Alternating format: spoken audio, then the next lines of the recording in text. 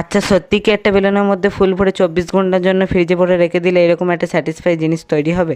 তো সেটা দেখার জন্য আমি একটা বেলুন নিয়ে চলে এসেছি। তো এর জন্য প্রথমেই যেটা লাগবে ফুল, তাই আমি ছাদে এসে নটরমণি আর নয়নতারা ফুলগুলো তুলে নিলাম।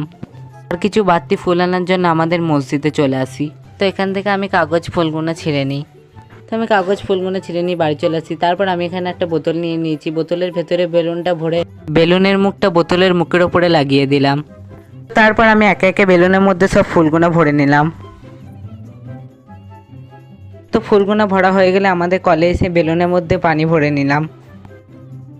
আর খুব বেশি বড় করিনি, যদি ফেটে যায় সেই ভয়ে। তো আমি এখানে বেলুনের মুখটা ভালো করে বেঁধে নিলাম। তো তারপর 24 ঘন্টা রাখার জন্য আমি ফ্রিজের মধ্যে ভরে দিলাম। আর আমি দুটো এইরকম বানিয়েছি, আর দুটোর মধ্যে আলাদা আলাদা রকমের ফুল দিয়েছি।